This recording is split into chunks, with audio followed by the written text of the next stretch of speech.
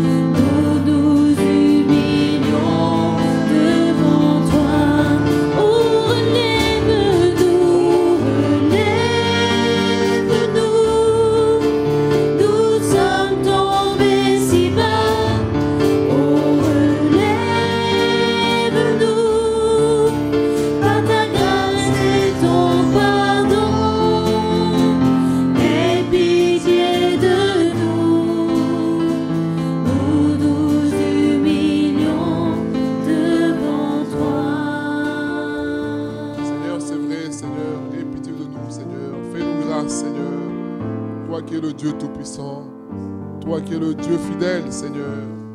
Aie pitié de nous, Seigneur.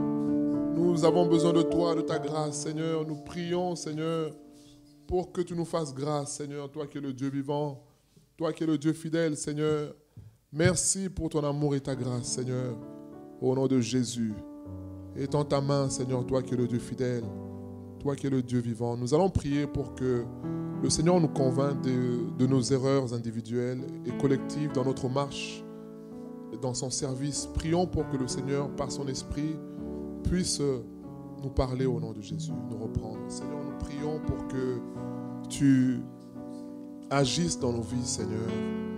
Tu vois, Seigneur, les choses que nous faisons, Seigneur, peut-être par habitude, Seigneur. Nous prions pour que ton esprit, Seigneur, tu as dit que le Saint-Esprit viendra et nous convaincra de péché, de justice, de jugement. Il nous conduira surtout dans toute la vérité.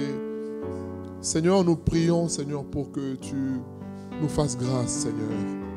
Au nom de Jésus. Aide-nous, Seigneur.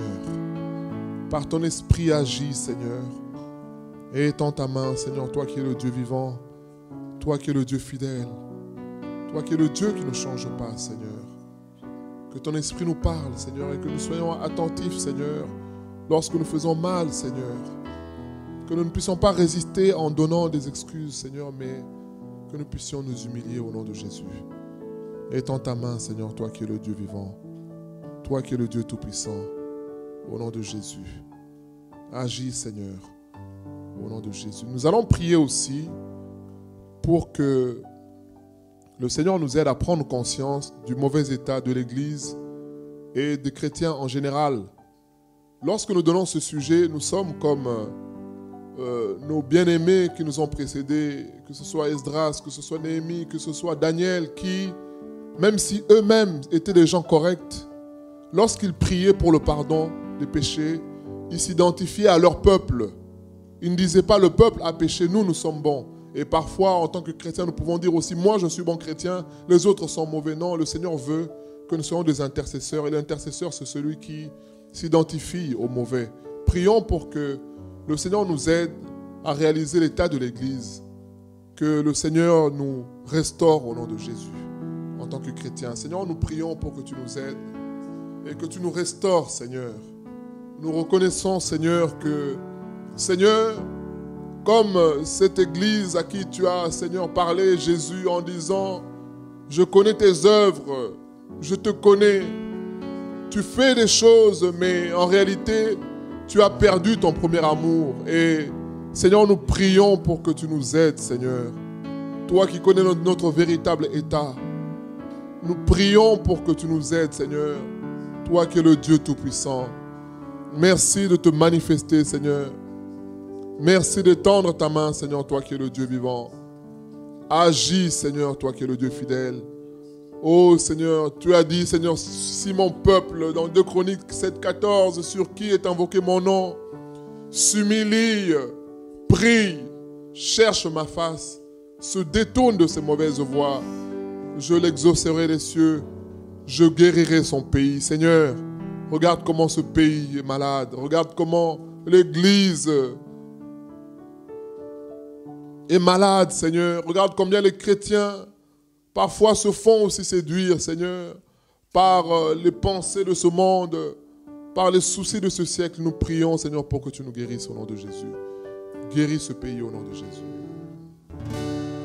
Montre-nous aujourd'hui ta puissance. Ô Seigneur, c'est le cri de nos cœurs.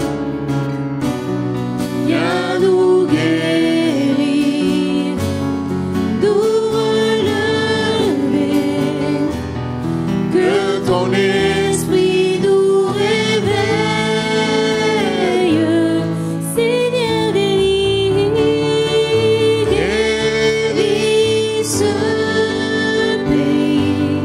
Seigneur, guéris ce Seigneur,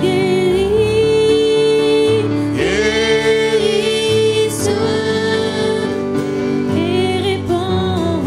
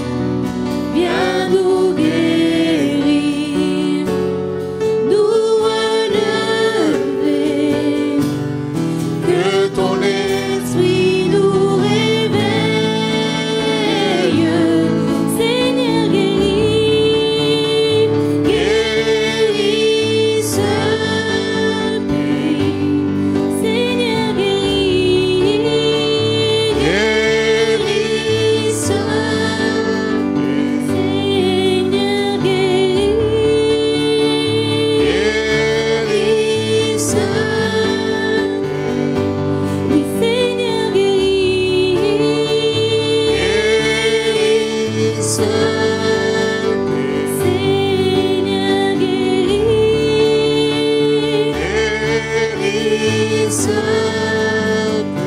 Et Répands sur lui ton Esprit Saint. Seigneur, c'est vrai, Seigneur, c'est la promesse que tu as faite, Jésus. Dans Jean 7, tu dis que celui qui a soif, qu'il vienne à toi, Seigneur, des fleuves d'eau vive couleront de son sein, Seigneur. Seigneur, nous voulons cela pour l'Église, Seigneur. Répands ton esprit, Seigneur, l'esprit de vérité, l'esprit d'attachement à ta parole, l'esprit d'humilité, l'esprit de l'attente des choses du ciel, Seigneur. Nous prions, Seigneur, pour que ton esprit agisse, Seigneur, au nom de Jésus. Merci d'agir, merci de guérir ton Église, Seigneur. Toi qui es le Dieu vivant, le Dieu tout-puissant, au nom de Jésus.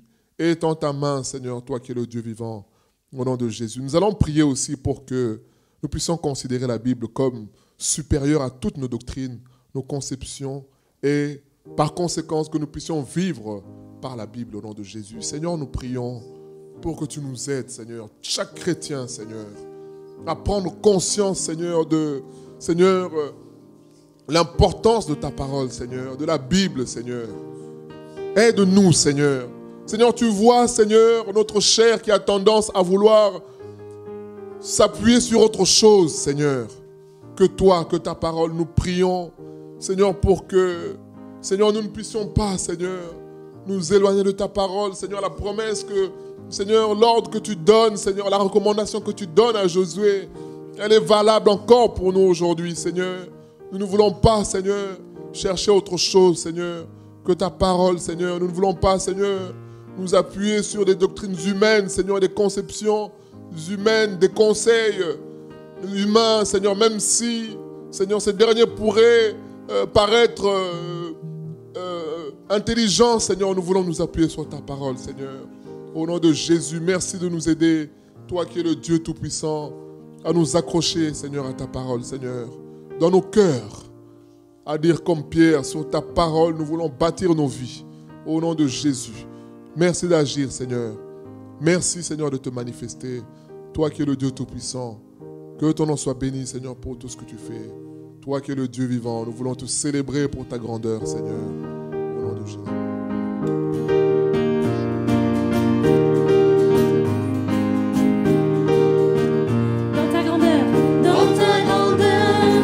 tu m'as élevé. Dans ta puissance, mon cœur est transformé. C'est pourquoi je veux t'aimer à la passion. Dans ta grandeur, tu m'as élevé. Dans ta puissance, mon cœur est transformé. C'est pourquoi je veux t'aimer à la passion. Jésus, je t'aime. Jésus, je t'aime. Pour l'éternité, tu as façonné mon cœur, rien que pour t'aimer. Jésus, je t'aime, Seigneur, pour l'éternité. Oh oui, mon cœur est façonné, rien que pour t'aimer. Jésus, je t'aime. Jésus, je t'aime. Jésus, je t'aime. Jésus, ton image glorieuse, tu l'as mise en moi. Seigneur, tu me transformes de gloire en gloire. C'est pourquoi je veux t'aimer à la passion. Ton image glorieuse, tu l'as mise en moi. Seigneur, tu me transformes de gloire en gloire. C'est pourquoi je peux t'aimer à la passion. Jésus, je t'aime. Jésus, je t'aime.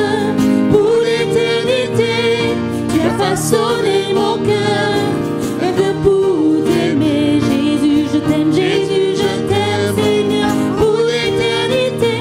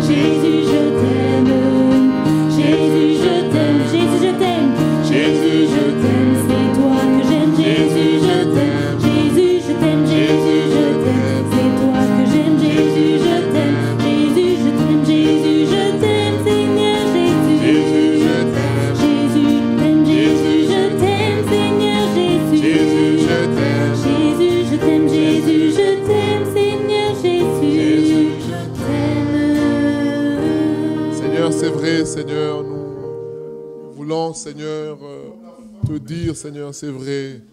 Oh, Seigneur, reçois la gloire, Seigneur, toi qui es le Dieu Tout-Puissant, Seigneur, au nom de Jésus. Merci, Seigneur, pour ta fidélité, Seigneur. Merci, Seigneur, toi qui es le Dieu Tout-Puissant, au nom de Jésus. Que ton nom soit béni, Seigneur. Au nom de Jésus. Nous allons prier pour que les vrais chrétiens pensent à vivre dans l'unité, s'humiliant les uns envers les autres. Seigneur, nous prions, Seigneur, comme il est écrit, de considérer mon frère comme étant supérieur à moi-même. Il est écrit de ne pas considérer nos propres intérêts, Seigneur, mais ceux des autres, Seigneur. Seigneur, nous prions pour que tu nous aides, Seigneur. Lorsque des pensées, Seigneur, viennent, Seigneur, que nous puissions, Seigneur, nous considérer comme étant, Seigneur, comme il est écrit dans Luc 14, Jésus, tu dis, lorsque nous allons dans une cérémonie, que nous puissions nous mettre à la dernière place, Seigneur. C'est ça que tu attends de nous, Seigneur. Nous prions pour que tu nous aides, Seigneur, à être à la dernière place, Seigneur. Dans nos cœurs, que nous puissions considérer que nous sommes à la dernière place. Dans nos pensées, que nous puissions considérer que nous sommes à la dernière place. Dans nos pensées, Seigneur, dans notre attitude, que nous puissions considérer que nous sommes à la dernière place, Seigneur. Au nom de Jésus. Agis, Seigneur, toi qui es le Dieu vivant. Agis, Seigneur, toi qui es le Dieu Tout-Puissant, toi qui ne changes pas. Fais que nous puissions considérer cela, Seigneur. Accepter, Seigneur, Luc 14, la dernière place, Seigneur. Au nom de Jésus. Aide-nous, Seigneur. Tu vois, Seigneur, les divisions qui naissent, les querelles qui naissent, Seigneur, parce que chacun veut avoir raison, parce que chacun veut avoir le dernier mot, parce que chacun veut être considéré comme étant celui qui est juste, Seigneur. Seigneur, nous prions pour que tu nous délivres, Seigneur, de cela. Que nous puissions être comme notre Maître Jésus, qui a lavé les pieds de ses disciples. Que nous puissions être comme cela, Seigneur. Agis, Seigneur, dans nos vies. Manifeste-toi, Seigneur. Nous reconnaissons, Seigneur, que tu es tout puissant pour agir, Seigneur. Et pour le faire, Seigneur. Au nom de Jésus, merci d'agir, Seigneur. Je reconnais que tu peux tout et que rien ne t'est impossible. Je reconnais que tu peux tout et que rien ne t'est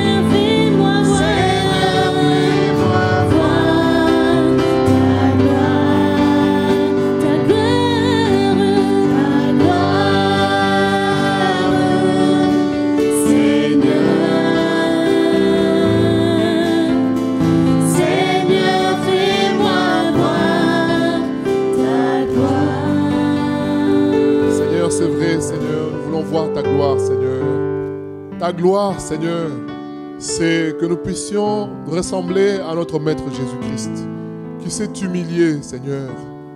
C'est cela ta gloire, de considérer l'autre comme étant au-dessus de nous. C'est ça ta gloire, Seigneur, de s'humilier devant ta parole. C'est cela ta gloire, Seigneur. C'est ce que nous voulons voir, Seigneur, au milieu de nous, Seigneur. Merci d'agir. Nous refusons toutes les œuvres, Seigneur, de la chair, Seigneur, qui tentent à nous diviser, Seigneur. Que nous puissions, Seigneur, être unis dans la vérité. Au nom de Jésus, merci pour ton œuvre, merci pour le travail que tu fais. Au nom de Jésus. Nous allons prier conformément à 2 Corinthiens 5, 7 qui dit que nous marchons non par la vue mais par la foi. Prions pour que le Seigneur nous aide à véritablement marcher par la foi. Seigneur, nous prions, Seigneur, pour que tu nous aides à marcher par la foi, Seigneur, au nom de Jésus. À ne pas nous laisser influencer par les réalités visibles, Seigneur, parce que tu es au-dessus des réalités visibles. Que nous ne puissions pas, c'est vrai, chercher à tout comprendre, Seigneur, à tout circonscrire, Seigneur, à tout gérer, Seigneur. Délivre-nous, Seigneur, de l'esprit de contrôle, Seigneur, qui nous amène, Seigneur, à vouloir tout gérer par nous-mêmes, Seigneur. Seigneur, aide-nous, Seigneur, pour, Seigneur, dès aujourd'hui, pour cette nouvelle année qui commence, Seigneur, que nous ne puissions pas nous laisser influencer par la vue, Seigneur. Au nom de Jésus, parce que nous savons que nous avons le Dieu Tout-Puissant qui est maître des temps et des circonstances, qui transforme les situations en un instant. Sans le secours d'aucune main, tu changes les choses de manière soudaine, Seigneur. Tu peux changer les situations. Il est écrit que même le cœur du roi est comme un courant d'eau entre tes mains. Tu l'inclines où tu veux, Seigneur. Nous croyons cela, Seigneur. Et nous voulons vivre, Seigneur, marcher, Seigneur, avec les promesses bibliques qui sont, Seigneur, les promesses que tu nous as faites, Seigneur. Nous voulons marcher avec les promesses. Au nom de Jésus, chaque jour, Seigneur, nous voulons, Seigneur, utiliser, comme l'apôtre Pierre dit, la parole comme cette lampe qui nous éclaire. Nous voulons l'utiliser dans les ténèbres, Seigneur, des doutes. Nous voulons que ta parole nous éclaire, Seigneur. Nous voulons utiliser ta parole, Seigneur, comme notre ordre de mission, Seigneur. Au nom de Jésus, aide-nous, Seigneur, à avoir foi en ta parole, Seigneur. Merci d'agir. Merci de te manifester. Toi qui es le Dieu Tout-Puissant, le Dieu vivant. Au nom de Jésus, nous allons prier pour que nous puissions obéir à l'instruction du Seigneur qui est de faire de toutes les nations des disciples, selon Matthieu 28, 18 à 20. Prions au nom de Jésus. Seigneur, nous prions, Seigneur, pour que tu nous aides, Seigneur, à avoir cette mission dans nos cœurs, Seigneur. À avoir cette mission dans nos cœurs. Seigneur, le souci des âmes, de voir les âmes sauvées, viendra, Seigneur, du rappel de cette mission dans nos cœurs, Seigneur. Tu veux que nous puissions, Seigneur, être des lumières, Seigneur, annoncer le salut en Jésus-Christ et faire de toutes les nations des disciples. Nous prions pour que tu nous aides à avoir cela dans nos cœurs, Seigneur. Au nom de Jésus, merci d'agir. Merci de te manifester, toi qui es le Dieu Tout-Puissant. Merci d'étendre ta main, Seigneur. Toi qui es le Dieu qui ne change pas, Seigneur. Agis, Seigneur, toi qui es le Dieu fidèle. Au nom de Jésus. Que ton nom soit glorifié, Seigneur. Au nom de Jésus. Merci, Seigneur, de mettre ce feu en nous, Seigneur. Délivre-nous de la honte, de la peur, Seigneur. Que nous puissions réaliser l'urgence du salut, l'urgence que les humains ont d'être sauvés. Nous voyons l'actualité. Nous voyons combien ce monde est tellement triste, combien la mélancolie, Seigneur, règne dans ce monde, combien l'incertitude, combien le désespoir, Seigneur, règne dans ce monde, Seigneur. Seigneur, nous prions pour que, Seigneur, tout ce qui se passe autour de nous, nous ramène à Matthieu 28, 18 à 20, au nom de Jésus. Merci d'agir, Seigneur, toi qui es le Dieu qui sauve même le plus vil des pécheurs. Et tends ta main, Seigneur, toi qui es le Dieu vivant. Que ton nom soit glorifié pour ta miséricorde qui est insondable, qui est insaisissable, Seigneur. Nous bénissons ton nom, Seigneur, au nom de Jésus. Et tends ta main, Seigneur. toi qui es le Dieu Tout-Puissant. Miséricorde insondable, Dieu peut-il tout pardonner, absoudre un si grand coupable et mes péchés oubliés. Jésus, je viens à toi, tel que je suis. Je viens à toi, Jésus, je viens à toi, tel que je suis. Prends-moi, quand j'ai loin de sa face. Oh, vos pieds sont saints courroux. Fermez mon cœur à sa grâce, laissez le sien devant tous. Jésus, je viens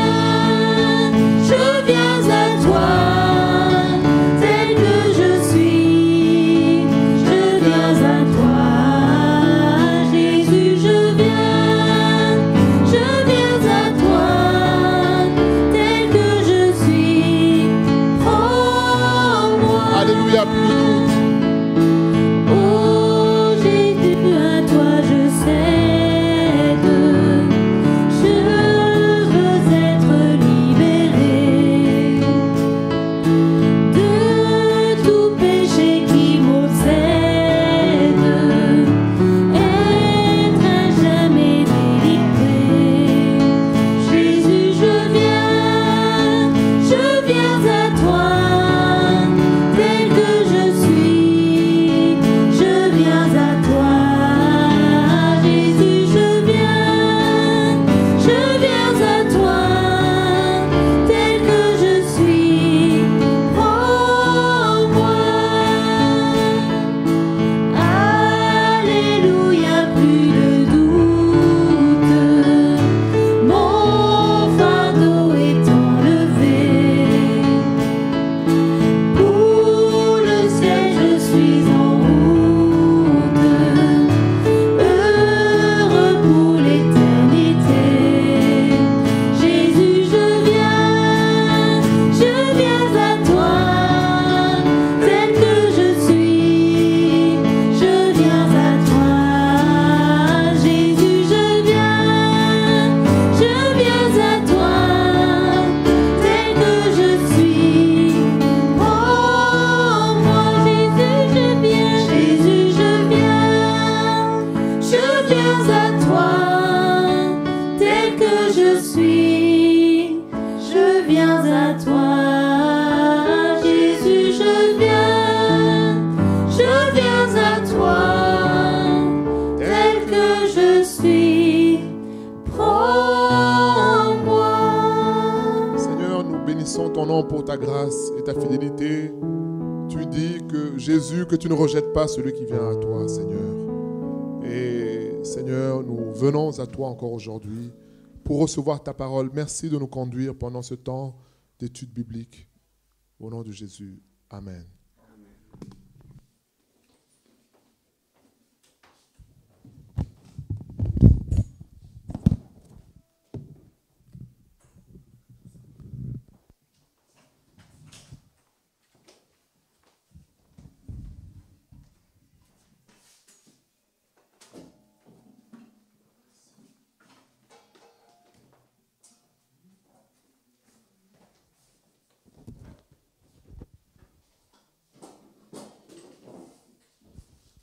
Gloire à Dieu. Voilà, nous sommes dans la suite de notre temps de jeûne et prière. Et on a choisi de faire l'étude biblique à la place de l'exhortation, puisque l'étude biblique, le contenu correspond également à ce temps de jeûne et prière, puisque le livre d'Esdras et de Néhémie, les livres d'Esdras et de Néhémie nous parlent du retour à Dieu. Donc le thème d'aujourd'hui, c'est le retour à Dieu. c'est équivalent à ce que Esdras et Néhémie ont fait, la reconstruction de la relation entre le peuple d'Israël et dans la relation entre le peuple d'Israël et de son Dieu, en reconstruisant le temple, en reconstruisant également la muraille de Jérusalem. Donc nous allons continuer. On s'était arrêté à Néhémie chapitre 6, dont nous allons continuer dans cet esprit de retour à Dieu qui avait en Néhémie, qui avait en Esdras. Nous, on n'a pas à construire des murs physiques ou des bâtiments physiques, mais à construire l'Église dans la spiritualité que Dieu attend de nous. C'est pourquoi nous prenons ces bien-aimés-là en exemple, Néhémie et Esdras. Donc, au niveau du chapitre 6, la muraille est reconstruite avec beaucoup de difficultés, beaucoup de combats, mais finalement, le Seigneur donne la victoire à Néhémie. La muraille est achevée, malgré les difficultés. Et pour nous, la muraille, ça peut être la logique de prier. Donc, il faut que la logique de prier revienne dans l'Église du Seigneur. Il y a des gens, donc quand, par exemple, on a déjà fait un temps de prière, on leur dit que dans 1 heure, il y a encore un autre temps de prière. Je dis, mais oui, on vient déjà de prier. Oui, mais la prière, c'est une construction qui ne s'arrête pas et nous devons revenir à la prière parce que c'est comme ça que nous construisons une muraille par rapport à l'œuvre de Dieu, une muraille de protection. Mais la prière, c'est aussi une arme d'attaque. Voilà, c'est les deux. Et c'est le Saint-Esprit qui gère ça en nous. Nous ne devons pas nous mettre la logique humaine dans la prière. Donc c'est à quoi nous pouvons comparer la muraille achevée, l'esprit de prière qui revient dans l'Église du Seigneur. Maintenant, tout n'est pas fini. Nous continuons le chapitre 7. Lorsque la muraille fut rebâtie et que j'eus posé les battants des portes, on établit dans leurs fonctions les portiers, les chantres et les lévites. Je donnai mes ordres à Anani, mon frère, et à Anania, chef de la citadelle de Jérusalem, homme supérieur au grand nombre par sa fidélité et par sa crainte de Dieu.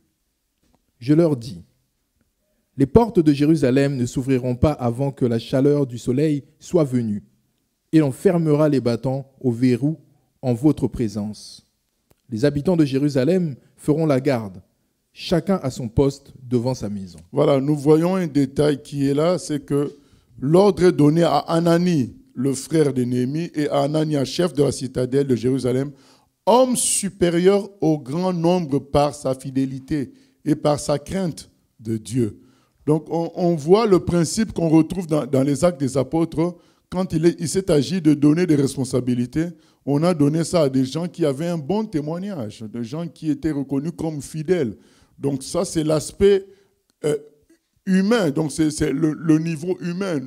Ce qu'il y a derrière, les hommes, nous, on ne connaît pas tout.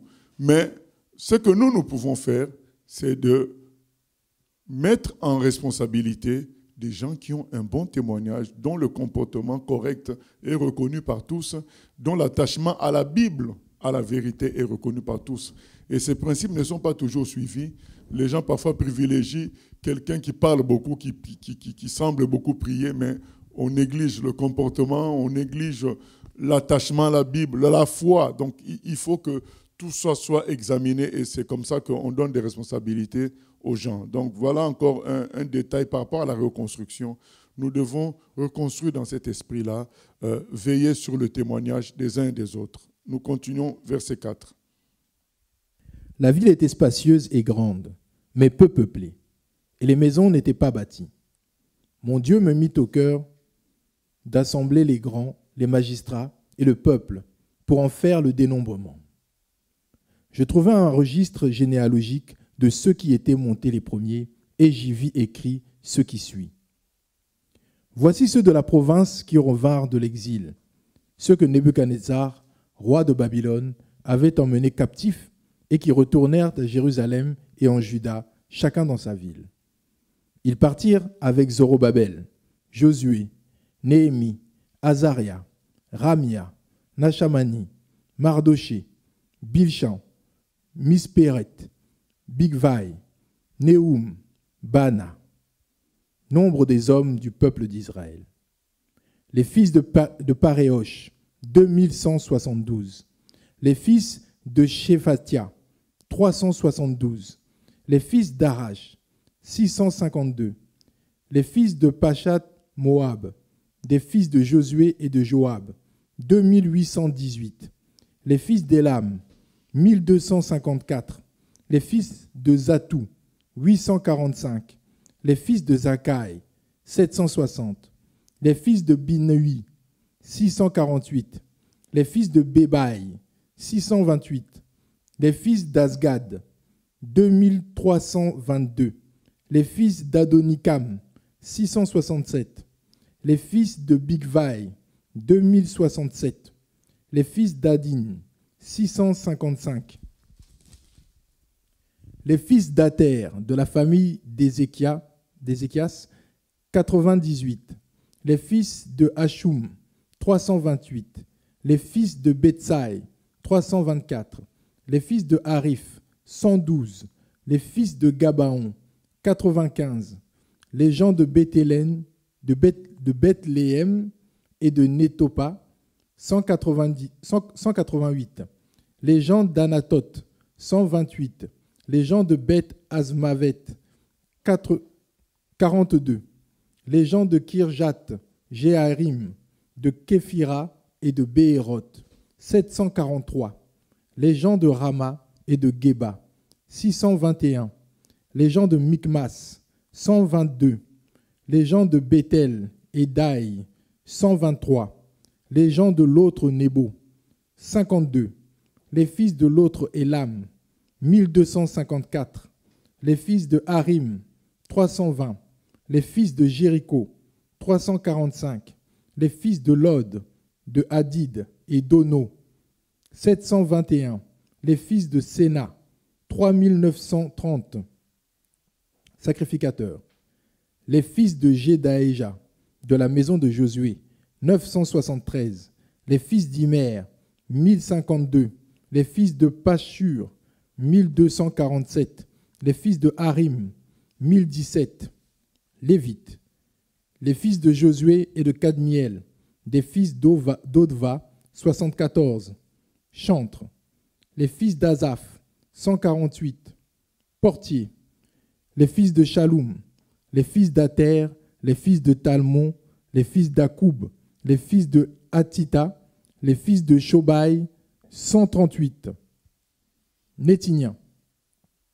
Les fils de Tsisha, les fils de Asufa, les fils de Tabaoth, les fils de Kéros, les fils de Sia, les fils de Padon, les fils de Lebana, les fils de Agaba, les fils de Salmaï, les fils de Hanan, les fils de Guidel, les fils de Gachar, les fils de Réaja, les fils de Rétine, les fils de Nekoda, les fils de Gazam, les fils d'Uza, les fils de Passéach, les fils de Bessaï, les fils de Méunin, les fils de Néphisim, les fils de Bakbouk, les fils de Akoufa, les fils de Harur, les fils de Batsilt, les fils de Méida, les fils de Archa, les fils de Barkos, les fils de Sisera, les fils de Tamash, les fils de Netziach, les fils de Hatifa, fils des serviteurs de Salomon, les fils de Sotai, les fils de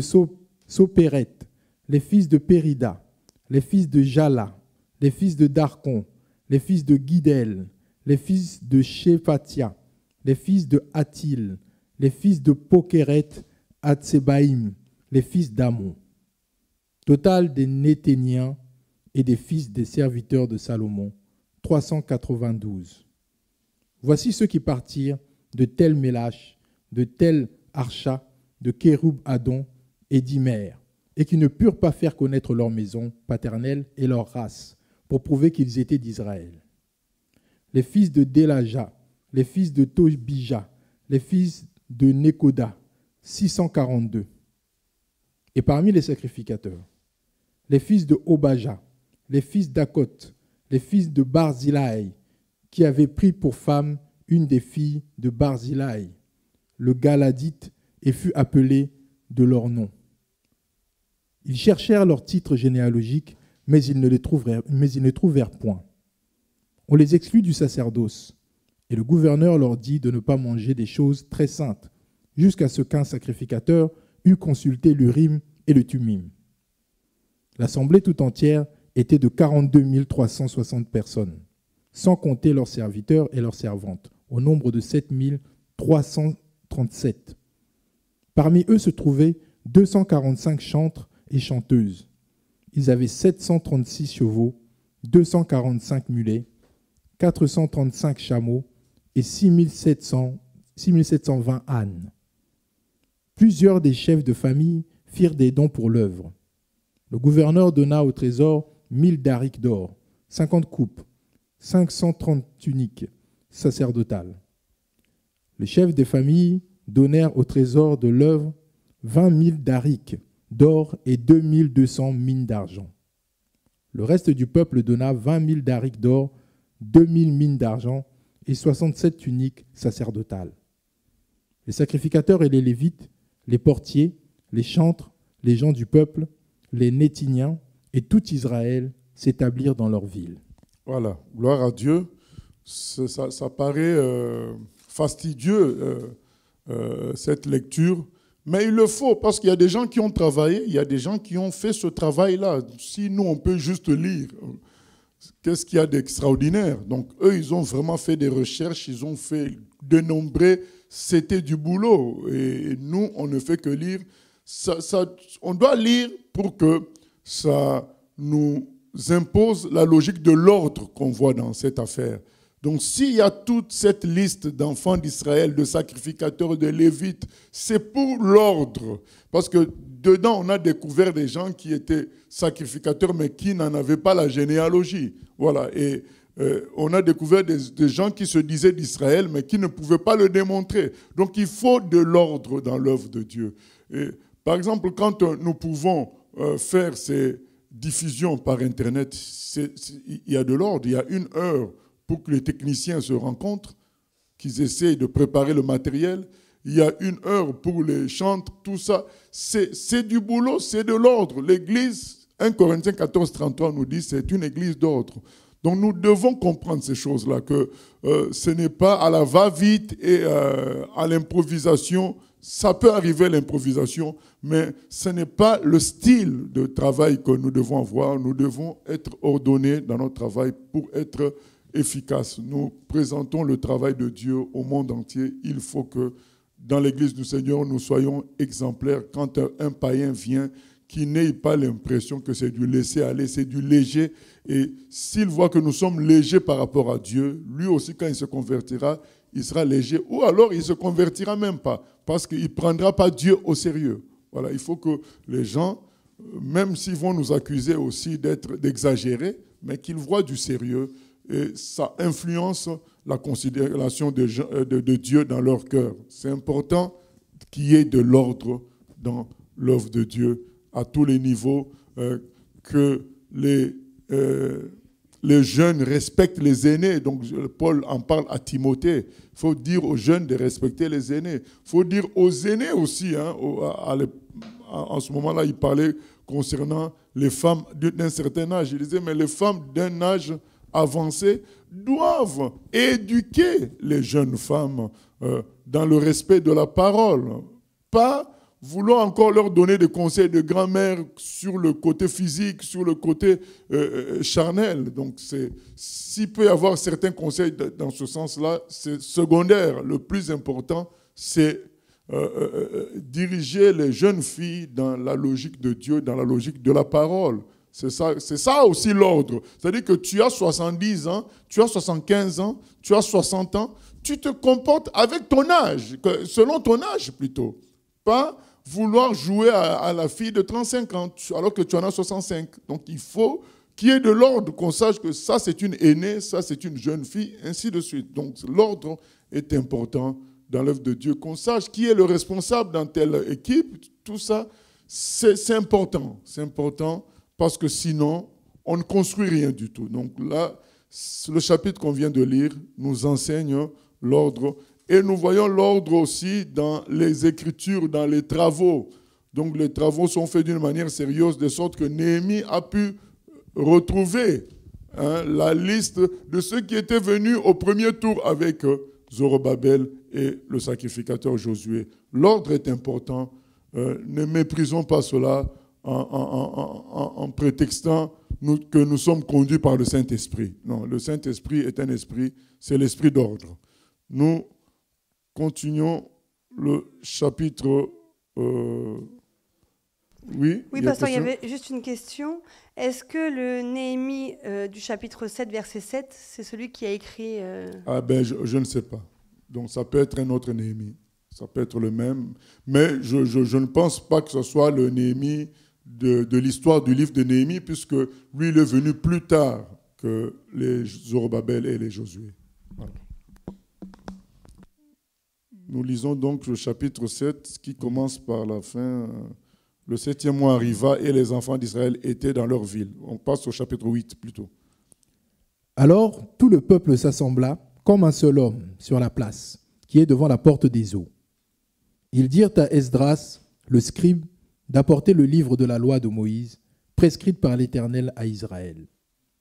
Et le sacrificateur Esdras apporta la loi devant l'assemblée, composée d'hommes et de femmes et de tous ceux qui étaient capables de l'entendre. C'était le premier jour du 7e mois. Esdras lut dans le livre depuis le matin jusqu'au milieu du jour, sur la place qui est devant la porte des eaux, en présence des hommes et des femmes, de ceux qui étaient capables de l'entendre.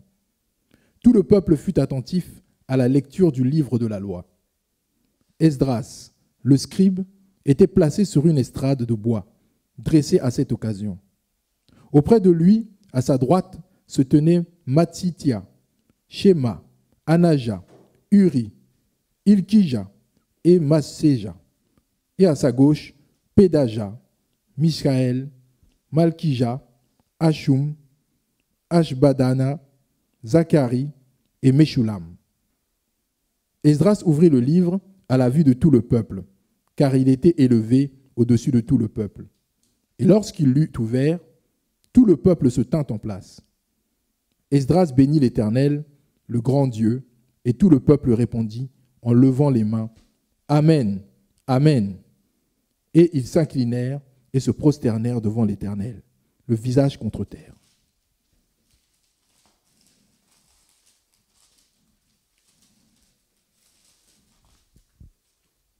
Josué bannit Shérébja, Jamin, Akoub, Shabétaï, Odija, Maaséja, Kélita, Azaria, Josabad, Hanan, Pélaja et les Lévites expliquaient la loi au peuple, et chacun restait à sa place.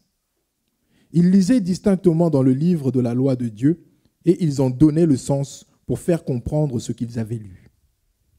Néhémie, le gouverneur, Esdras, le sacrificateur, et le scribe, et les Lévites qui enseignaient le peuple, dirent à tout le peuple, « Ce jour est consacré à l'Éternel, votre Dieu. Ne soyez pas dans la désolation et dans les larmes. » Car tout le peuple pleurait en entendant les paroles de la loi. Ils leur dirent, « Allez, mangez des viandes grasses et buvez des liqueurs douces, et envoyez des portions à ceux qui n'ont rien de préparé, car ce jour est consacré à notre Seigneur. Ne vous affligez pas, car la joie de l'Éternel sera votre force. » Les Lévites calmaient tout le peuple en disant, « Taisez-vous, car ce jour est saint, ne vous affligez pas. » Et tout le peuple s'en alla pour manger et boire, pour envoyer des portions et pour se livrer à de grandes réjouissances, car ils avaient compris les paroles qu'on leur avait expliquées. Le second jour, les chefs de famille de tout le peuple, les sacrificateurs et les Lévites, s'assemblèrent auprès d'Esdras, le scribe, pour entendre l'explication des paroles de la loi. Et ils trouvèrent écrit dans la loi que l'Éternel avait prescrit par Moïse que les enfants d'Israël devaient habiter sous des tentes pendant la fête du 7e mois, et proclamez cette publication dans toutes leurs villes et à Jérusalem. Allez chercher à la montagne des rameaux d'olivier sauvages, des rameaux de myrte, des rameaux de palmier et des rameaux d'arbres touffus, pour faire des tentes, comme il est écrit. » Alors le peuple alla chercher des rameaux, et ils se firent des tentes sur le toit de leur maison, dans leur cour, dans les parvis de la maison de Dieu, sur la place de la porte des eaux et sur la place de la porte d'Éphraïm. Toute l'assemblée de ceux qui étaient revenus de la captivité fit des tentes, et ils habitèrent sous ces tentes. Depuis le temps de Josué, fils de Nun, jusqu'à ce jour, les enfants d'Israël n'avaient rien fait de pareil. Et il y eut de très grandes réjouissances. On lut dans le livre de la loi de Dieu chaque jour, depuis le premier jour jusqu'au dernier.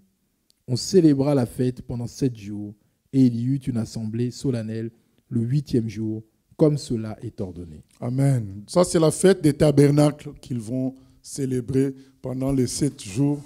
Et c'était extraordinaire. La lecture de la loi a été faite tous les jours. Et le premier jour, on a entendu Esdras faire la lecture de la loi du matin jusqu'au milieu de l'après-midi. Donc, il lisait et les Lévites étaient au milieu du peuple en train d'expliquer. Nous voulons dire une fois de plus, le retour à Dieu se passe aussi avec le retour à la parole de Dieu, à la Bible. Parce que là, on ne dit pas parole de Dieu comme ça vaguement, non. On a demandé le livre. Alors tout le peuple s'assembla comme un seul homme sur la place qui est devant la porte des eaux. Chapitre 8, premier verset. Il dit à Esdras, le scribe, d'apporter le livre de la loi de Moïse. Donc c'est le livre qui est apporté. Bien aimé, parce que beaucoup de gens disent parole de Dieu, c'est-à-dire ce que dit un homme de Dieu. Ah non! Ça peut être la parole de Dieu, mais la parole de Dieu sûre, c'est la Bible. C'est la Bible. Après, tout ce que nous, on peut dire doit être approuvé par la Bible. Si ce n'est pas approuvé par la Bible, on ne doit pas considérer ça comme étant la parole de Dieu. Donc, c'est d'abord la Bible, d'abord le livre. C'est ça qui compte. Et ça a créé la tristesse parce que les gens, lorsqu'ils entendaient les paroles de Dieu, se rendaient compte qu'ils n'étaient pas dans les normes. Mais dans ces paroles-là, il y a aussi l'amour de Dieu, il y a aussi la fidélité de Dieu qui n'abandonnera pas son peuple. C'est pourquoi les responsables commencent à dire au peuple, arrêtez de pleurer. Aujourd'hui, si on donne les paroles, ce n'est pas pour vous condamner, c'est pour qu'on revienne à Dieu. Vous comprenez qui est Dieu, qu'on revienne à Dieu. Aujourd'hui, c'est une grâce que Dieu nous fait d'écouter ces paroles. On ne doit pas être dans la tristesse, on doit être dans la joie, puisque ces paroles nous ramènent à Dieu. Voilà, donc c'est les responsables qui calmaient le peuple, qui commençaient à pleurer, hein, non seulement parce qu'ils devaient se sentir fautifs, mais il y a aussi c'est comme si c'était les retrouvailles avec un être cher. Donc quand Dieu est invisible, bien aimé, on ne voit pas Dieu. On ne voit pas Dieu. Maintenant, quand tu entends la parole de Dieu qui te touche comme au premier jour, c'est comme des retrouvailles. Tu dis, ça c'est le souvenir de ce Dieu-là qu'on a entendu pendant longtemps. Mais maintenant, là, on entend ça clairement encore. Donc, ils étaient dans les pleurs à cause de tout ça. Les responsables ont dit, calmez-vous. Soyons dans la joie. Si nous pouvons écouter la parole ainsi, c'est une grâce de la part de notre Dieu. Et pendant 7 jours, ils ont écouté la parole expliquée par Esdras, lue par les autres Lévites. C'était la restauration du peuple de Dieu. Donc on a vu, bien aimé, avec Zorobabel et Josué, la reconstruction du temple, l'ordre, le rétablissement de l'ordre. Avec Esdras, c'était le rétablissement de la parole de Dieu, du livre de la loi. Et avec Néhémie, c'est la reconstruction des murailles. Donc la reconstruction de la ville. Zorobabel, ils ont reconstruit le temple. Néhémie reconstruit les murailles, reconstruit la ville. Donc il veut reconstruire le peuple de Dieu en tant qu'individu. Et là, nous voyons une fois de plus, avec Néhémie, il y a encore la logique de la prière qui nous est enseignée. Et là, nous voyons une fois de plus, pour consolider le peuple de Dieu, il faut la parole de Dieu. Il faut la lecture de la Bible, l'étude biblique. Il faut mémoriser la parole, il faut la connaître. C'est comme ça que le peuple de Dieu est consolidé. Les gens sont dans la joie et il y a toute une fête. Et au passage, je voudrais une fois de plus attirer notre attention sur le fait que pour moi, le fait qu'on cite les noms, ce n'est pas fastidieux, ce n'est pas ennuyeux. Pour moi, ça montre combien la Bible est un livre simple qui ne fait que relater ce qui se passait réellement, quoi. Donc, il y avait les noms. On n'invente rien, donc c'est des choses qui se passaient. C'est pourquoi on nous met les noms des gens qui étaient là. Tout simplement, ça donne de la foi en cette parole qui a été écrite sous l'inspiration du Saint-Esprit, parce que les détails des événements sont donnés simplement comme si c'était un journal. Voilà, que Dieu soit béni. Nous passons à l'autre étape, au chapitre 9. Oui, question ? Il y avait la même question pour Mardoché, l'oncle de Esther, au verset 7. Et non, je ne pense pas que c'est pas lui. C'est pas lui. Okay. Nous continuons. Le 24e jour du même mois, les enfants d'Israël s'assemblèrent, revêtus de sacs et couverts de poussière, pour la célébration d'un jeûne. Ceux qui étaient de la race d'Israël, s'étant séparés de tous les étrangers, se présentèrent et confessèrent leurs péchés et les iniquités de leurs pères. Lorsqu'ils furent placés, on lut dans le livre de la loi de l'Éternel, leur Dieu, pendant un quart de la journée.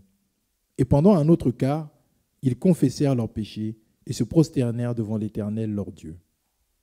Josué, Bani, Kadmiel, Shebania, Buni, Shérébia, Bani et Kenani montèrent sur l'estrade des Lévites et crièrent à haute voix vers l'Éternel, leur Dieu. Et les Lévites, Josué, Kadmiel, Bani, Achabnia, Shérébia, Odija, Shebania et Pétacha dirent : Levez-vous, bénissez l'Éternel, votre Dieu, d'éternité en éternité. Que l'on bénisse ton nom glorieux, qui est au-dessus de toute bénédiction et de toute louange. C'est toi, Éternel, toi seul, qui as fait les cieux des cieux et toute leur armée, la terre et tout ce qui est sur elle, les mers et tout ce qu'elle renferme. Tu donnes la vie à toutes ces choses, et l'armée des cieux se prosterne devant toi. C'est toi, Éternel Dieu, qui as choisi Abraham, qui l'a fait sortir d'Ur en Chaldée, et qui lui a donné le nom d'Abraham. Tu trouvas son cœur fidèle devant toi. Tu fis alliance avec lui, et tu promis de donner à sa postérité le pays des Cananéens, des Hétiens, des Amoréens, des Phéréziens, des Jébusiens et des Girgasiens. Et tu as tenu ta parole, car tu es juste. Tu vis l'affliction de nos pères en Égypte, et tu entendis leurs cris vers la mer Rouge. Tu opéras des miracles et des prodiges contre Pharaon, contre tous ses serviteurs et contre tout le peuple de son pays, parce que tu savais avec quelle méchanceté ils avaient traité nos pères, et tu fis paraître ta gloire, comme elle paraît aujourd'hui. Tu fendis la mer devant eux, et ils passèrent à sec au milieu de la mer. Mais tu précipitas dans l'abîme, comme une pierre au fond des eaux, ceux qui marchaient à leur poursuite.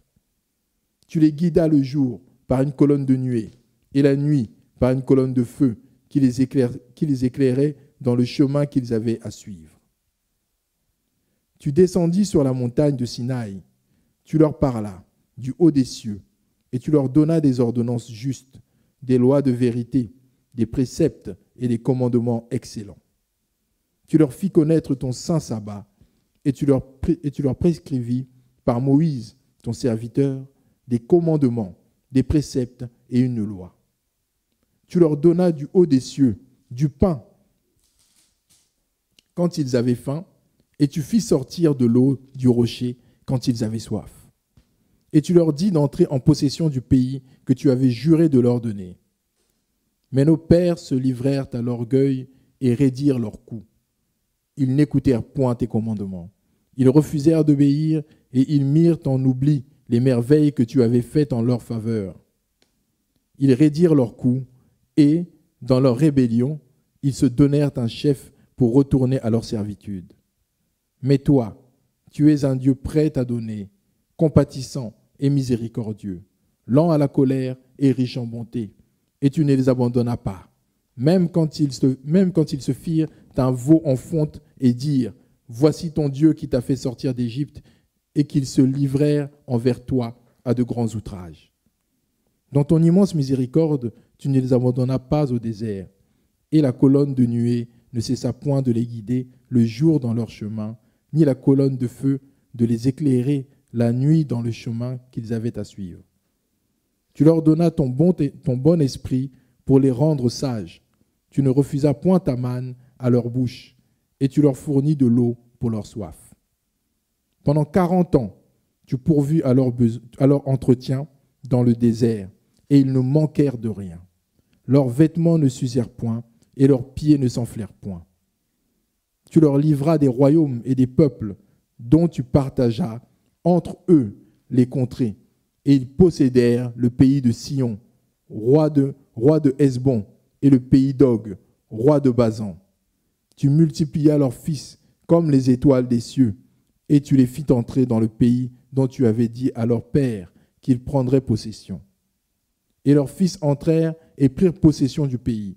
Tu humilias devant eux les habitants du pays, les Cananéens, et tu les livras entre leurs mains, avec leurs rois et les peuples du pays, pour qu'ils les traitassent à leur gré.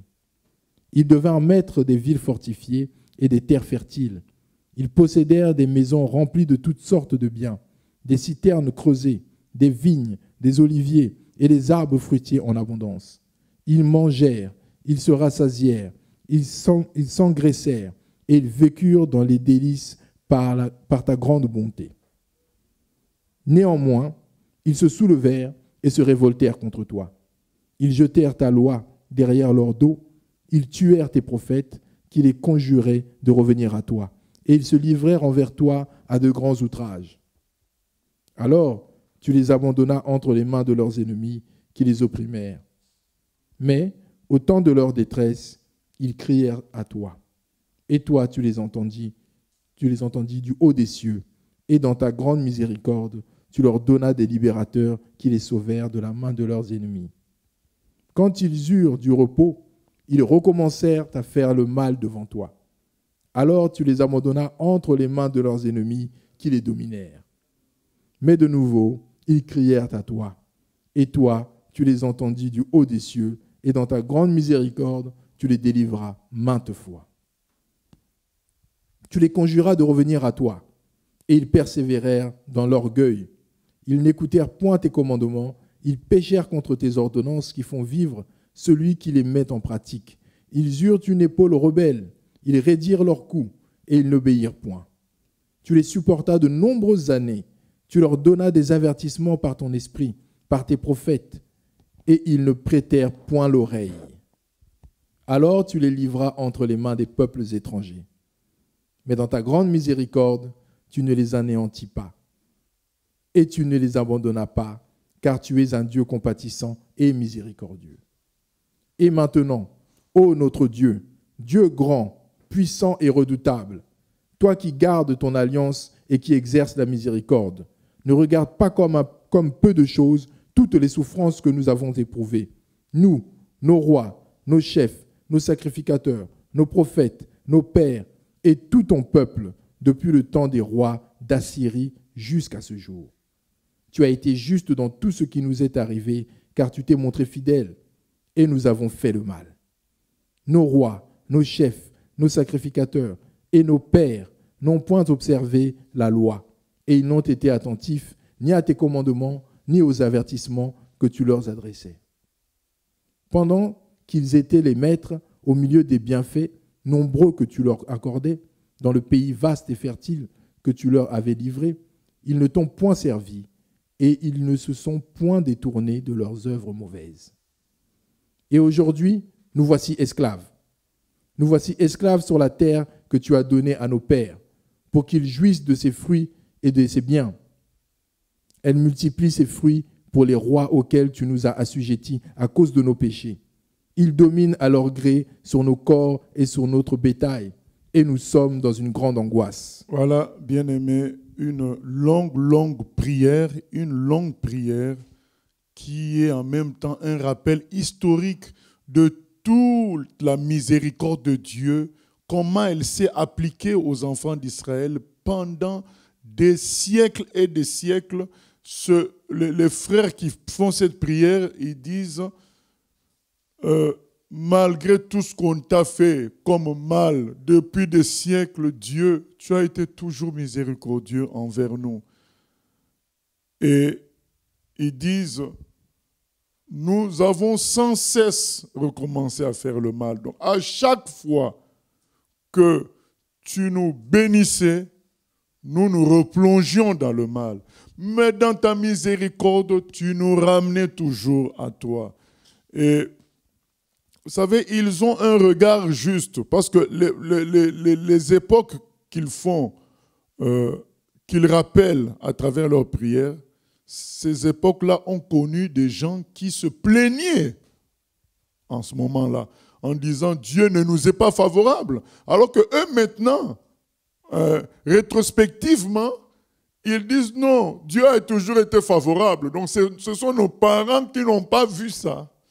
Bien aimé, souvent quand nous sommes dans le temps présent, nous avons l'impression que Dieu ne nous est pas favorable.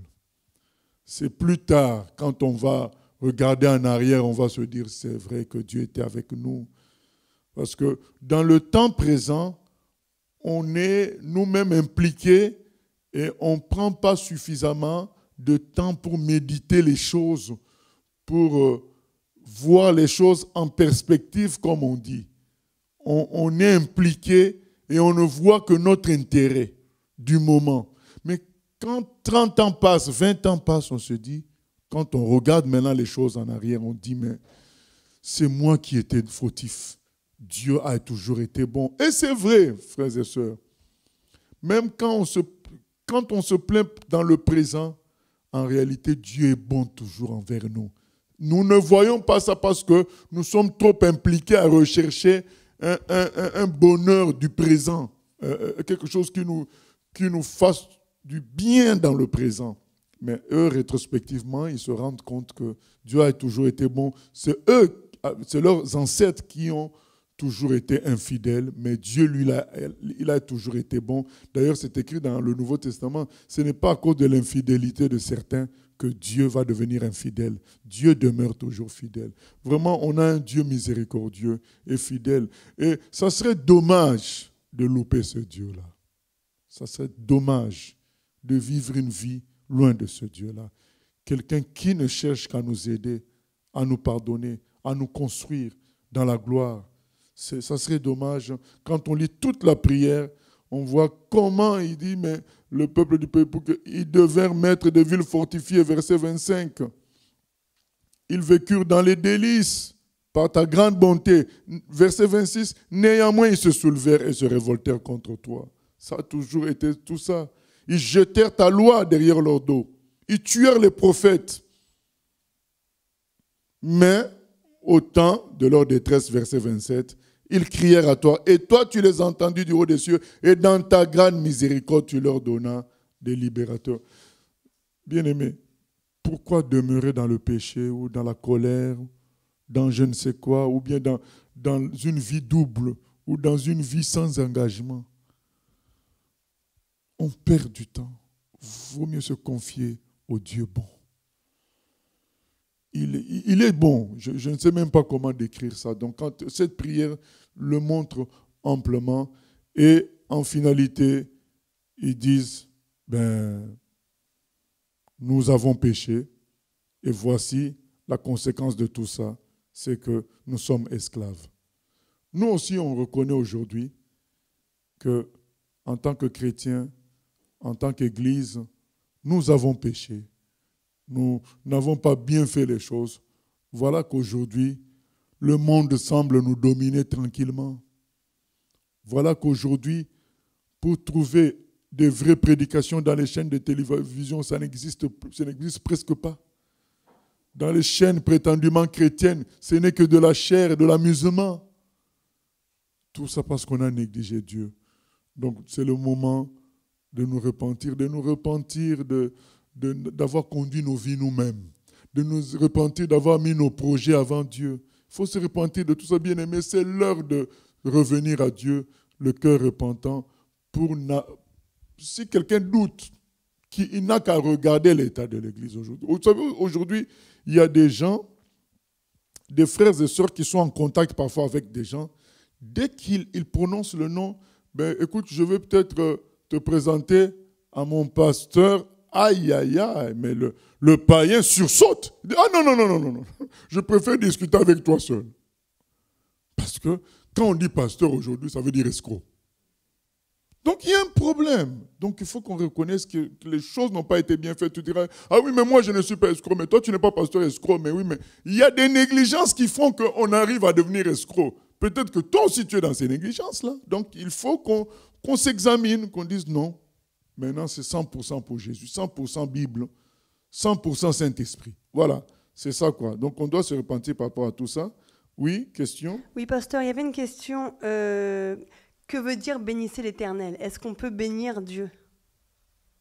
Donc bénir, c'est en quelque sorte souhaiter de bonnes choses pour quelqu'un. Et c'est aussi,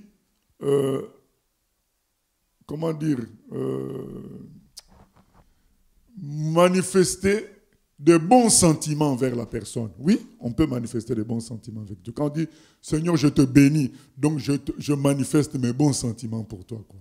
Voilà. Et conclusion, verset 38 qu'on n'avait pas lu. On lit ça parce que c'est un verset très très important, verset 38.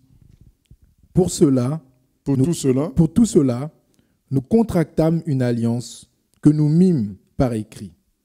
Et nos chefs, nos lévites et nos sacrificateurs y apposèrent leur sceau. Amen. Bien-aimés, ce n'est pas la première fois, les habitués de Bérien l'explorateur, ce n'est pas la première fois que le peuple de Dieu contracte une alliance.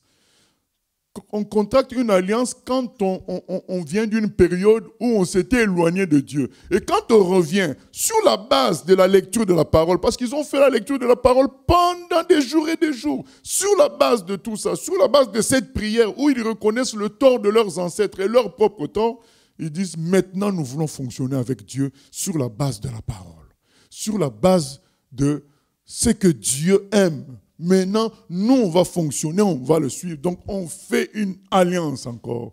Et c'est ça que nous devons faire quand on constate qu'on s'était éloigné, on avait négligé, on dit Seigneur, désormais, je veux marcher par ta grâce, mais selon les Écritures, selon ton esprit. Je ne veux plus me mêler de ta conduite dans ma vie. Je te laisse faire. Et je suis les Écritures. Beaucoup ne font pas ce contrat-là, ce qui fait qu'ils se retrouvent dans les mêmes problèmes, dans les mêmes tares. Il faut faire ce contrat-là quand on se rend compte de ses erreurs, quand on se rend compte de l'éloignement. C'est ce qu'on va faire aujourd'hui. On va prier. Père éternel, nous venons faire l'alliance avec toi sur la base des Écritures. Nous décidons, Père éternel, d'obéir aux Écritures, de te mettre avant toute chose. Nous décidons, Père éternel, de mettre nos intérêts de côté et de te laisser la première place. Nous décidons d'écouter le Saint-Esprit. Nous décidons de ne pas chercher à produire des choses par nos propres efforts, mais à nous confier en toi, Papa, pour que toi tu les produises. Nous prions, Seigneur, que tu prennes le contrôle de nos vies, que tu nous diriges en esprit et en vérité. Nous nous attendons à toi pour toutes choses. Oh, prends mon âme, prends-la, Seigneur, et que ta flamme brûle en mon cœur, que tout mon être vibre pour toi. Sois seulement maître maître, ô divin roi, source de vie, de paix, d'amour, vers toi je crie, la nuit, le jour, entends ma plainte, sois mon soutien, calme ma crainte, toi mon seul bien. oh prends mon âme, Oh, prends mon âme, prends-la, Seigneur, et que ta flamme toute ma vie Seigneur, dans mon cœur, pour toi Seigneur, que tout mon être vibre pour toi. Sois seul mon maître, ô divin roi, source de vie, de paix, d'amour.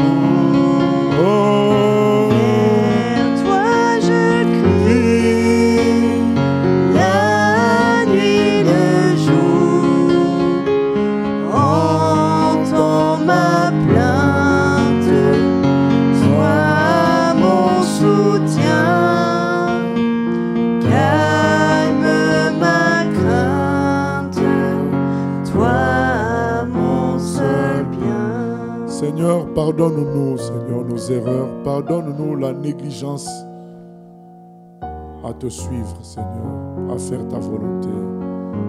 Restaure-nous, Seigneur. Prends notre âme. Prends le contrôle de tout, Seigneur. Que nos vies te servent, Seigneur, à 100%. Afin que l'humanité voie qui tu es et soit sauvée. Merci pour la force que tu nous as donnée, Papa. Merci de restaurer ton Église pour cette année, que nous soyons plus que vainqueurs, attachés à toi plus qu'à tout. Béni soit ton nom, Papa. Nous te recommandons la journée de demain, que tu sois avec nous, que tu nous soutiennes, que tu nous conduises. Au nom de Jésus. Amen. Demain, nous nous retrouvons avec le thème suivant, la prière. Nous allons parler de la prière.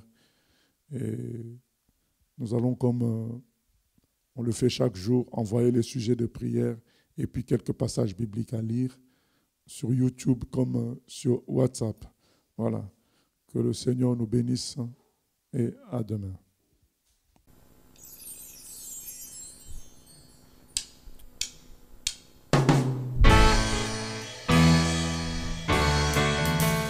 J'ai choisi Jésus pour guider ma vie. Mon bien-aimé Jésus, il est à moi, je suis à lui. J'ai choisi Jésus pour guider ma vie.